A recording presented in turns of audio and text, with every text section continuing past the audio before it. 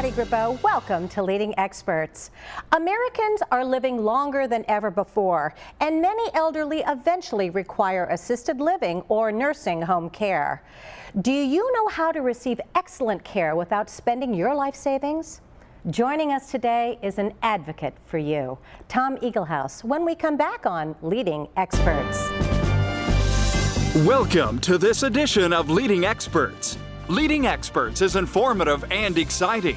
Leading Experts interviews authors, speakers, and entrepreneurs in all areas of business, so you become a much more informed consumer. Welcome back to Leading Experts. I'm Patty Grabeau. Today, as our senior population is growing, they face the challenge of how to obtain assistance with health care at home or in a facility without going broke. Our guest today is Tom Eaglehouse of Eaglehouse Services Company, Incorporated, and the Estate and Elder Planning Center of Westmoreland County, Pennsylvania. Tom has always had compassion for seniors and has been working with seniors and those who love them since 2003. Tom graduated from St. Vincent College with a degree in business and finance. Tom, welcome to the show. Thanks, Patty. It's great to be here. Yep. Hey, serving seniors and those who love them, what does this mean to you, and why are you so personally passionate about assisting seniors and preserving their legacy? Well, Patty, what serving seniors means to me is that we want to get them the best quality health care that's available to them while preserving and protecting the assets that they have spent their entire life accumulating, so they don't lose them in a matter of months to the high cost of health care. And I am passionate about this because, you know, I was very fortunate. I lived across the street from my grandparents the whole time I was growing up. How wonderful. Oh, it was great. Oh, yeah. And I spent lots of time over there just visiting with them and listening to their stories, you know, of the old days and those kinds of things.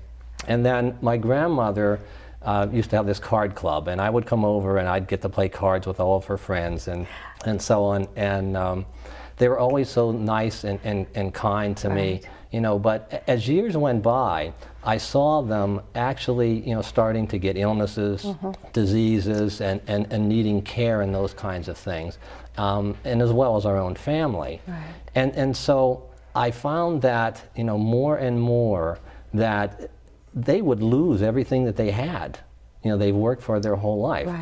And so if I could give back to them, you know, by helping them, I think that's why that I'm in this position today. I think that's wonderful. I think that's just wonderful. And our grandparents are invincible to us, so when you saw them deteriorate, it was heartbreaking for you, I'm sure. Oh, absolutely. I'm sure, absolutely. sure it has been. Now, Eaglehouse Services Company, the Estate and Elder Planning Center, what prompted you to create it? Well, kind of along the lines that we started with, is that it was this need to help seniors. But what we do is we sit down with them and we look at their situation, both from a health aspect and also a financial aspect. And we put together a plan based on their current situation. Maybe they're in a care situation currently, or maybe they just want to plan ahead for what's down the road for them. So we sit down, go over that with them, and then map out something that they're going to feel much better about, you know, when it's all said and done. Right, so, and every plan is individual, obviously. Well, exactly, and that's the main point. There are no cookie cutter, you know, ways to do these kinds of things, because everyone has different dynamics, both family and health and financial. So you sit down with the families too, not just necessarily the individuals. Oh, absolutely, because, you know, we're not just talking about the parents that are involved in this or the senior themselves. We're talking about their legacy, you know, and their children. Exactly. So they all have to be involved. We want everyone that's involved in that decision to be there so that it is a group decision made at the end. Very, very unique, the Estate and Elder Planning Center, a great, great asset for people today, I'll tell you. What are the greatest problems for seniors? What are they facing today?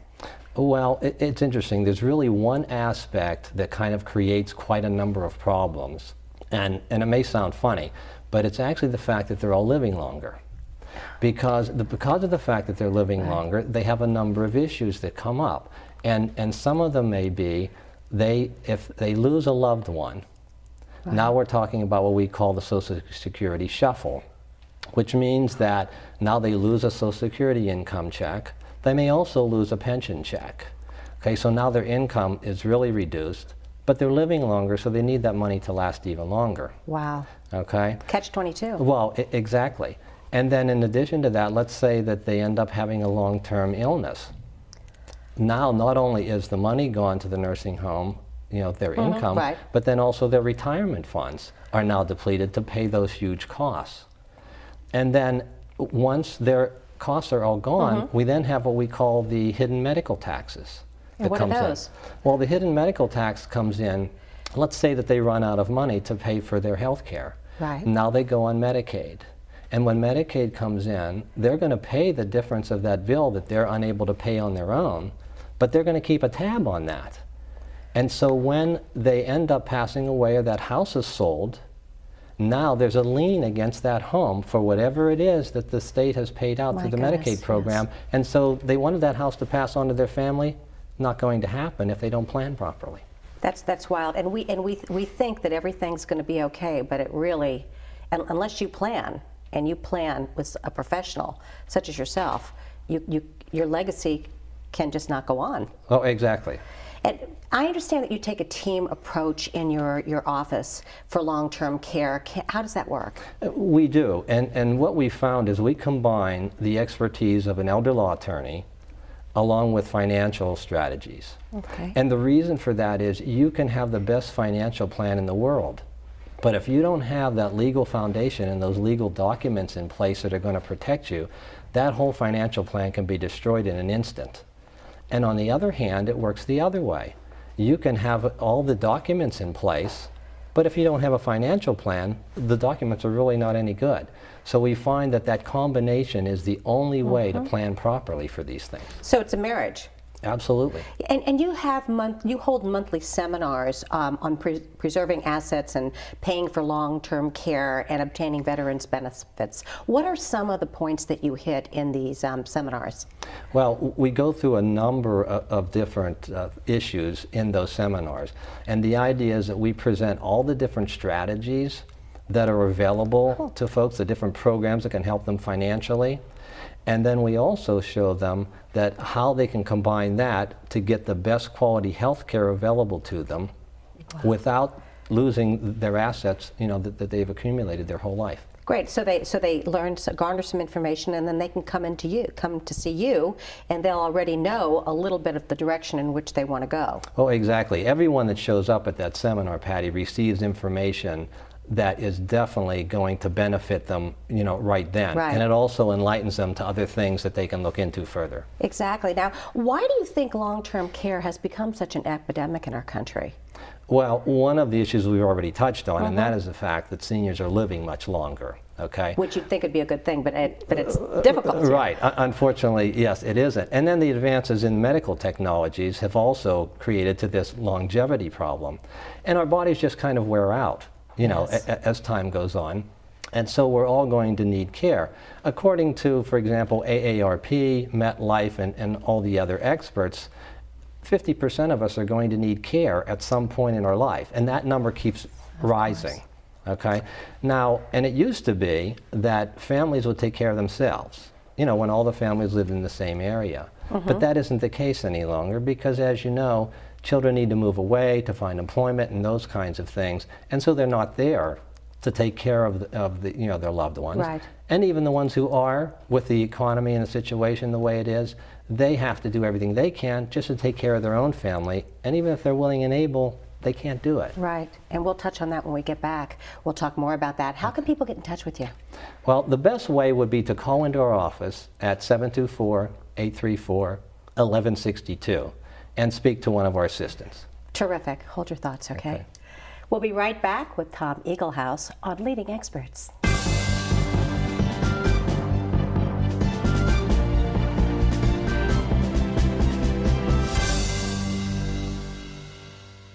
Welcome back. If you've just joined us today, we're talking about preserving your assets while receiving assistance with your health care during your retirement years. Prior to the break, we were talking about families and families taking care of their loved ones. Let's go into Medicare and Medicaid because this really all ties together. How do these programs work, and what's the difference between the two of them? Okay. A lot of times Medicare and Medicaid are actually confused. A lot of folks think that they're one and the same. But Medicare is actually a program, it's a federal program, that folks 65 and older, and also some that are younger if they're on disability, and it helps to pay their health care costs. Okay. Things like their exams, doctor visits, hospitalization, surgeries, those kinds of things. And it covers them, you know, all the way up until they pass away. But what Medicare does not cover is any in-home assistance that's needed, or long-term care or assisted living. Now, on the other hand, Medicaid does cover those things, but you have to spend down to, in Pennsylvania, just $2,400 is all you're allowed to have in assets. And so then there are some other stipulations and so on and so forth. So, you know, and it's also instituted through the states. Okay. Okay, so states have different guidelines. But so how does one qualify? How does one qualify for Medicaid? Well, there are different guidelines for that, whether you're a single or a married couple. Okay, and as a single person, again, you need to spend down your assets to $2,400 until they'll actually start covering it. Now, as a married couple, it's a little bit different, because the spouse that goes into the nursing home, again, their portion of the assets have to be spent down to $2,400. But the spouse that stays at home, which they call the community spouse, they're allowed to keep $109,560 of their assets. Okay. Okay. Now, the other issue, though, that comes into play is that once they're down to that $2,400, okay, and Medicaid kicks in, okay, now they can put a lien on your home. Oh my goodness. And that's something else that happens along the way that folks are not aware of. And they're keeping track of how much money is being paid out for these Medicaid expenses. Patty, let's say that the cost of the nursing home is $7,000, which is the average in our area. Which is huge. Right, okay.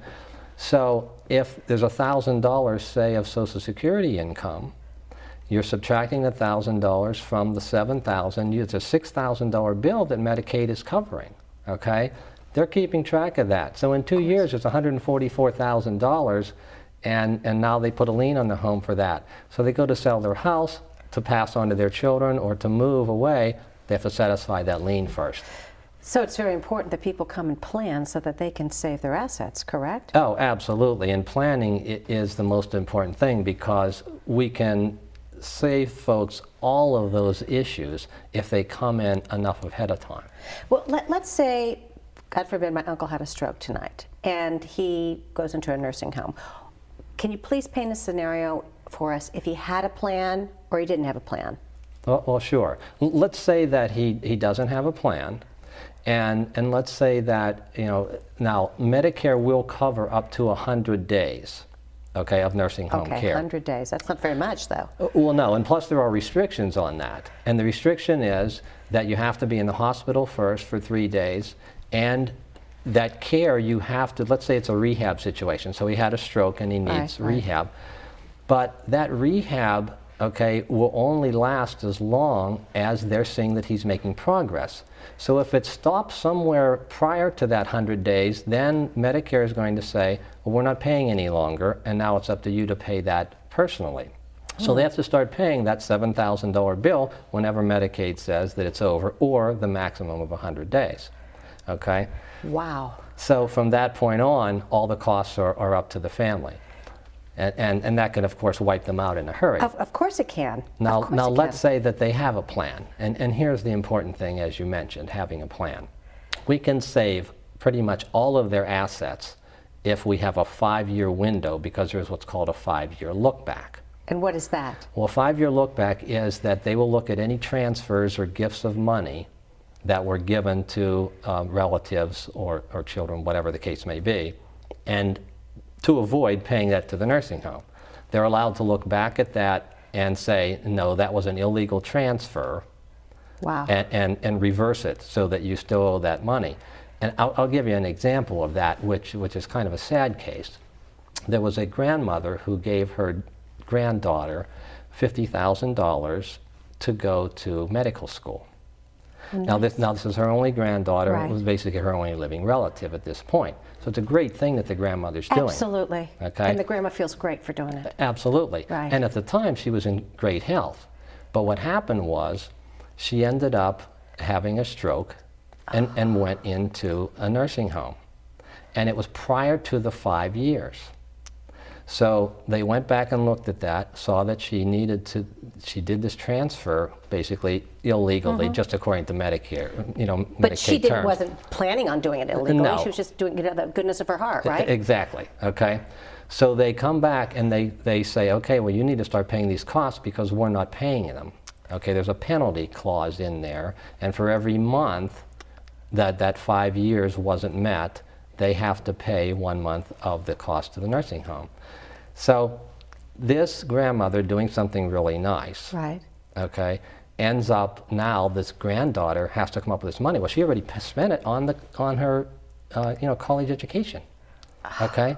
So what's she have to do? She has to bring grandmother home, Oh, no. possibly quit school to take care of her. She's the only living relative.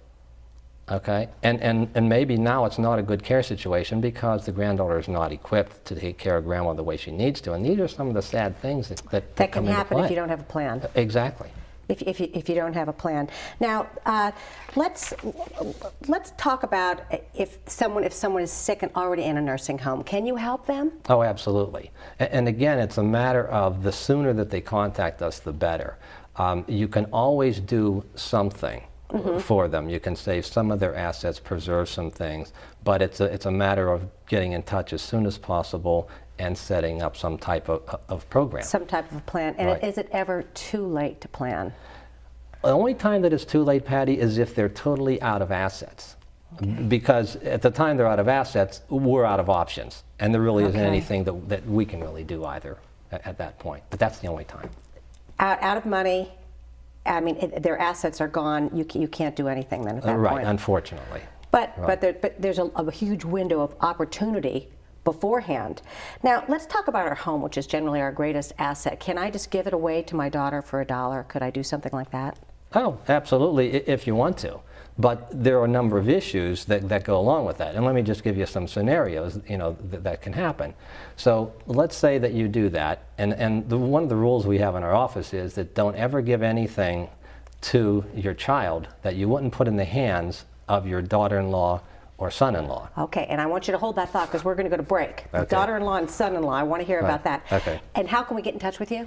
Okay, again, the best way to do that is to call our office at 724-834-1162 and speak to one of our assistants. Fantastic. Hold your thoughts. Okay. Stay tuned as Leading Experts. We'll be right back.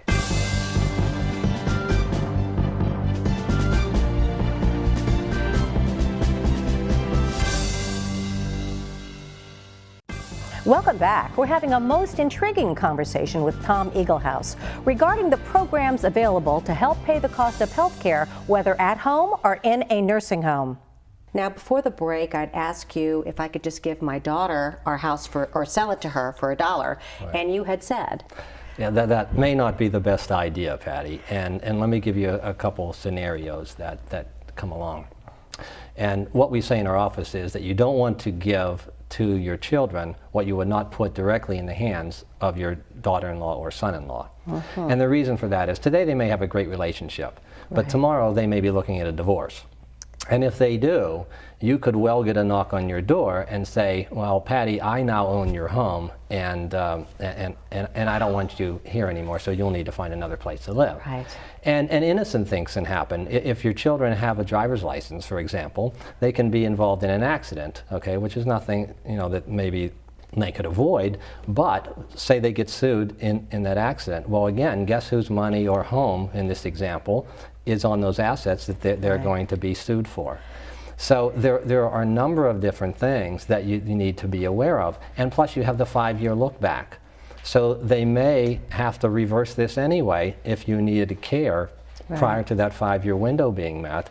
So there are legal and ethical ways to do all these things that work out a lot better than trying to do something, because most of the times when they do these plans, they don't work out the way they really think they're going to. Yeah, well, and our hearts are full. We want to, once again, we want to make sure that our children enjoy that which we have now, but that's not necessarily the best thing to do. Exactly. Not the best thing to do. Now, you've referred to our system as the hijacking of the American senior. Right. What did you mean by that? Well, the best way to explain that would be from what we call the elder care journey.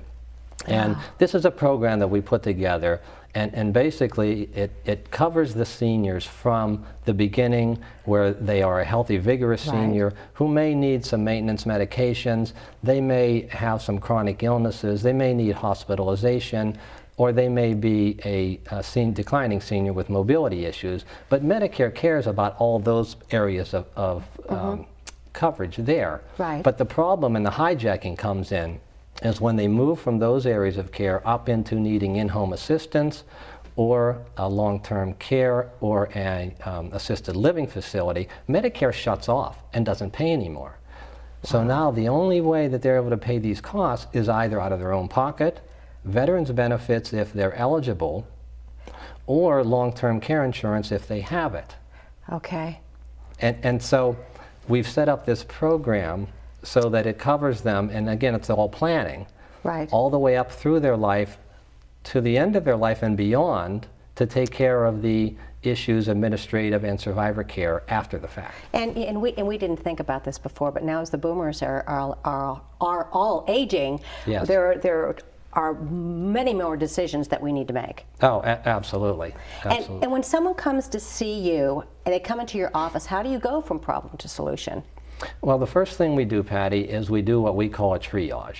And that is mostly done over the phone, where we have one of our assistants call and get basic information on the family as far as their health care, financial issues, whether they're in a current care situation or not, what their problems are, what their goals might be, and then to determine what we may be able to help them with.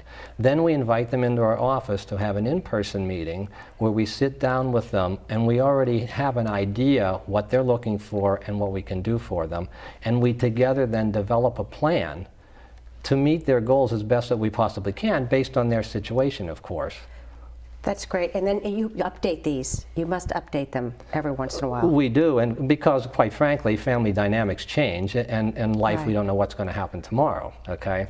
So when that happens, we're with this family for life, and so we're there to make these changes that they need made. And you had mentioned the VA benefit. How does the VA help? Well, the VA has an excellent benefit, and unfortunately it's not very well known. And the VA will actually pay tax-free dollars to a veteran, his family, okay? They will also pay, it's $1,949. Wow. They will also pay, if it's a single veteran, $1,644 a month, or to a widow or widower of a veteran, $1,056 a month. And this is tax-free money that they can get. But the issue is that this benefit, you have to know how to do it. You need to know the VA's formula for assets and income, how they figure those things, because otherwise if you try to do it yourself without knowing those formulas, most likely you will not be successful. All the more reason for someone to come to you for a plan right away then. Absolutely. Now, Tom, when you start a plan, what legal documents do you suggest that everyone have in their portfolio? Well, they need to have a power of attorney for financial issues, a medical directive, and also a will. But you have to understand that all these documents are not created equally. And what I mean by that is that a lot of the plans that we see in our office end up being what we call boilerplate.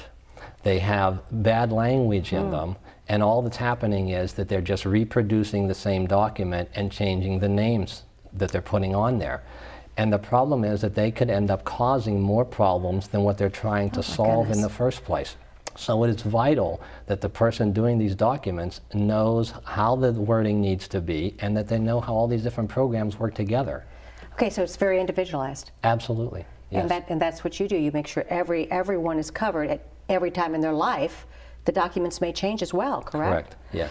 And what happens if you don't have these documents in place? Well, there are a number of things that can happen, but just as a couple examples. For example, a loved one can be totally banned from being able to access any of the money or the assets that they need, even to pay for care or to take care of themselves, because these documents were not set up properly. Or they may not be able to get certain medical treatments that are needed because of how this language is in these documents. And it's very sad. Yeah, it is very sad, and it's very essential to have them together. Yes. You love what you do, don't you? Oh, absolutely, Patty. I mean, there is nothing like sitting across the table with a family who comes in with this huge burden that they have, and you can see that it's just weighting them down.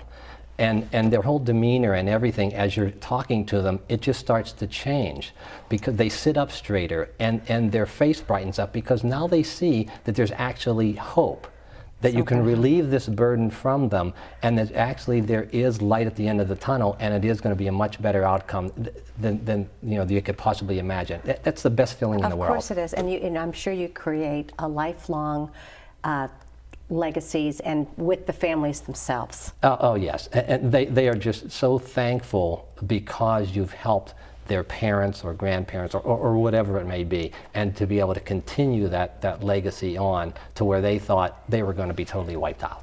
Oh, thank you so much for coming on the show today. It was a pleasure. Oh, it's great. Thanks, Patty. Come back and see me, okay? I'll do that. That's it for this edition of Leading Experts. I'm Patty Grabeau, and we thank you for choosing us as your go-to resource for information concerning only the most innovative topics today.